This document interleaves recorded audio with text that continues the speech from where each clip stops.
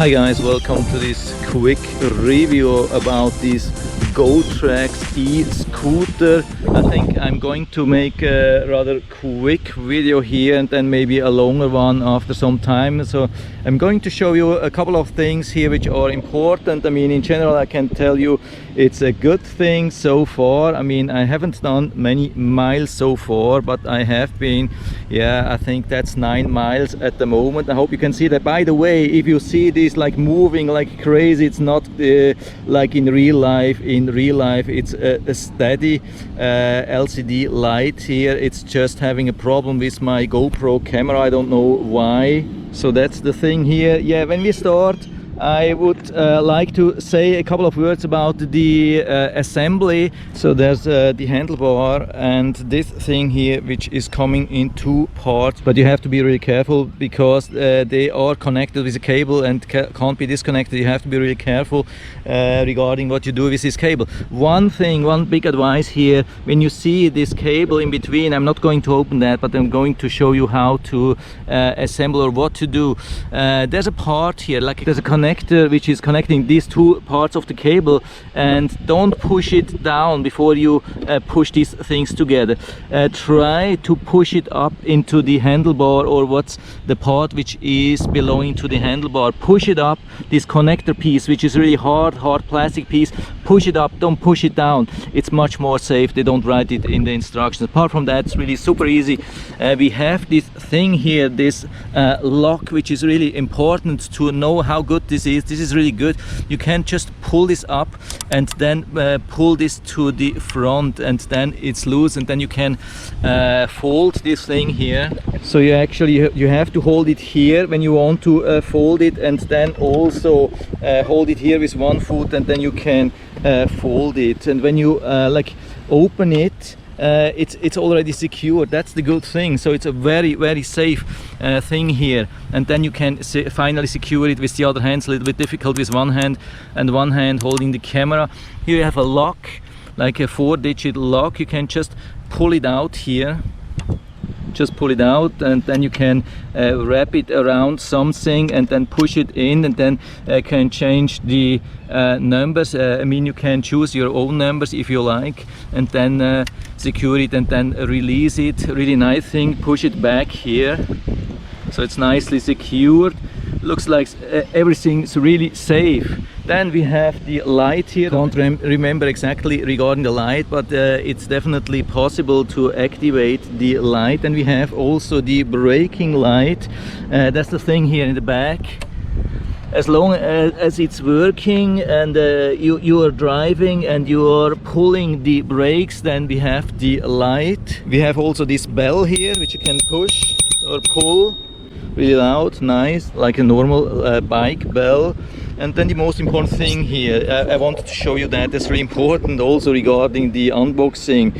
There is a sticker on top of the display like this, and you wonder how to open this thing. There's nothing to open. At the beginning it looks like you have to open something. No, you don't have to open something. You just have to remove this sticker here. I'll put it here. And then you push here. I think in the instruction it says 3 seconds, but you really have to just push short. Then you see this lock here, the lock. I hope you still can see that, because this is really a little bit insane, this thing here, this camera. But what you have to do, you have to adjust the numbers here with the plus and minus.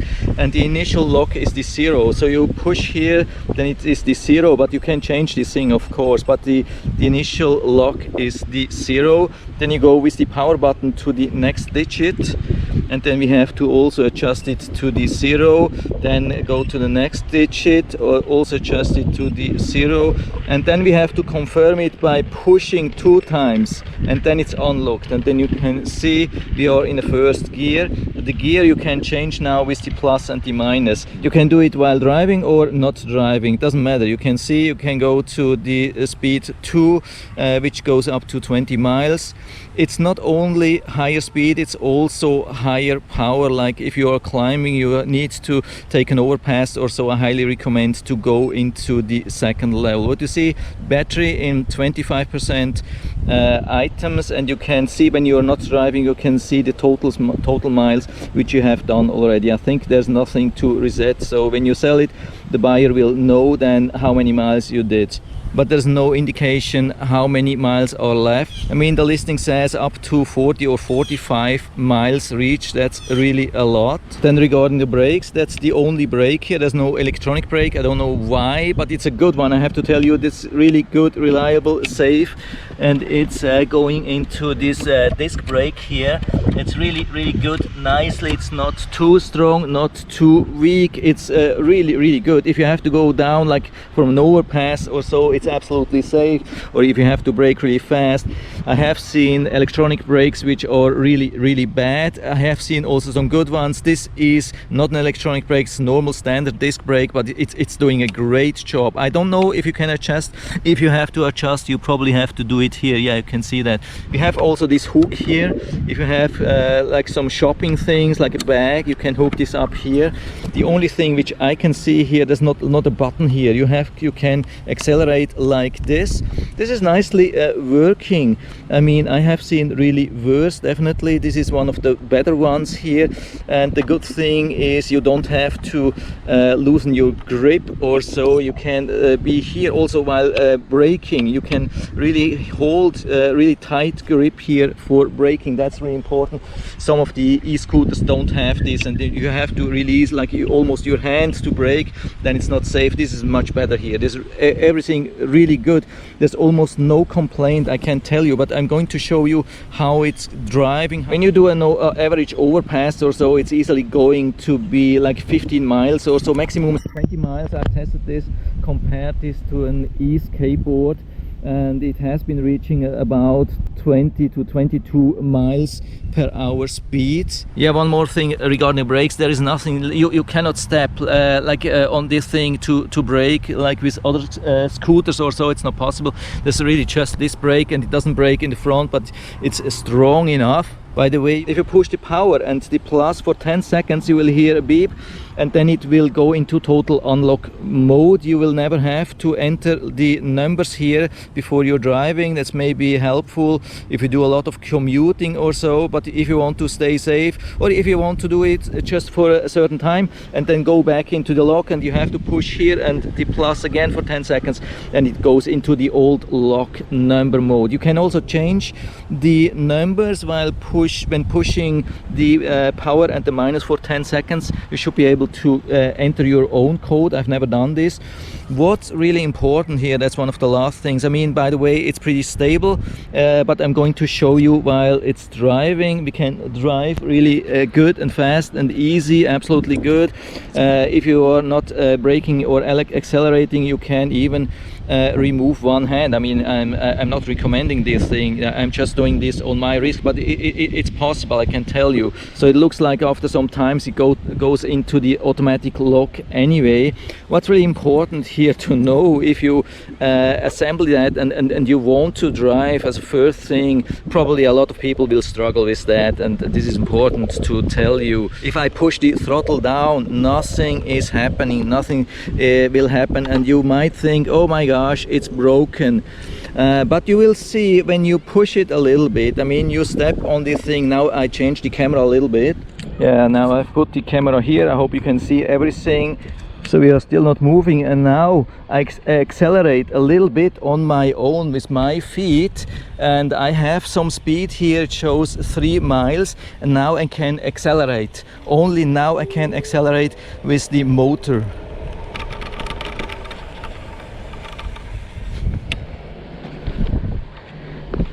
So without accelerating a little bit on your own, you cannot use the acceleration of the motor here. That's impossible. No matter if you are on a 1 or on a 2, you cannot use the acceleration, only now. But it accelerates really fast. You can see now, I hope you can see the speedometer here. Okay, there's a lot of wind. I hope you can still understand me. I'm having a little bit tailwind, so it's a little bit better, I hope. So I'm doing full acceleration now, so you can see maybe from 5 miles or so. I think it's showing a little bit too much. So now I'm fully accelerating. You can see how fast this goes up. And exactly till 20, no matter if you have like headwind or tailwind, it's going exactly to 20 miles.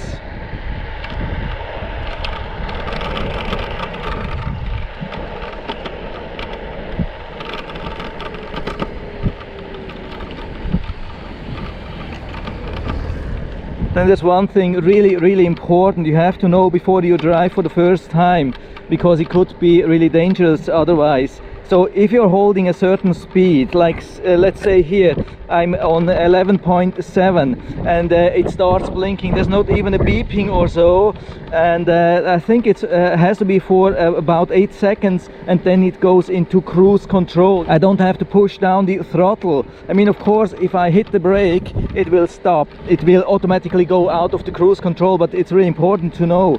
Otherwise you think, okay, when you release the throttle, the speed will reduce, but it won't reduce. It will stay the same. It doesn't matter how much the speed is. If it's 20 or 5 or 10, it will hold the speed. By the way, another way to get rid of the cruise control is to hit the throttle again like this. You just push it down and then it will release the cruise control. You can see it's a little bit shaking. I mean, there's no real damping. I mean, we have the wheels. The wheels are doing a really good job on damping, usually when there are not too heavy bumps or so, usually especially when you're fast. For me it looks actually the faster you go, the more stable it is and the less it's shaking. When you're slow, sometimes it's a little bit shaking, but it's usually just when you're slow. When you're fast, it's usually not happening. Like you can see, now I'm accelerating and now these things are gone. And you can see how fast I can go up this ramp here.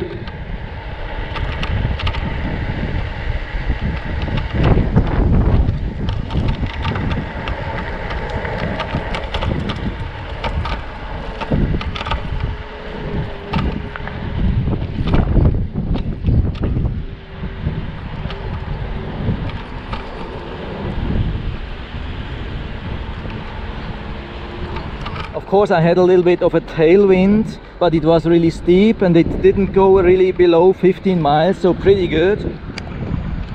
Now we can go down. You can see the brakes, how they are, pretty good, absolutely no problem.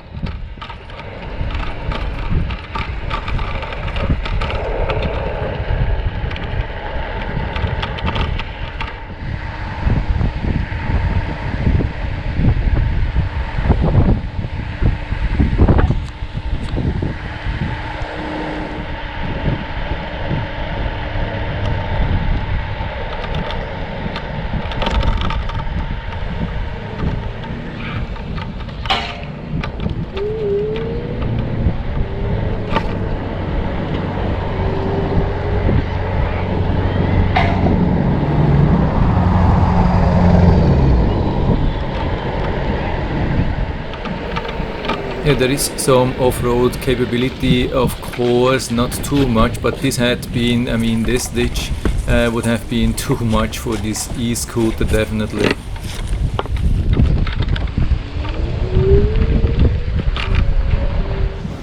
Yeah, you can see that especially here when I've been trying to ride on my lawn. It's really heavy, thick lawn, Florida grass, and it has been possible. I mean, it has been slowing me down, but still worked. So I'm getting close to the end of this video here. I hope you can see that it shows 16.1 miles.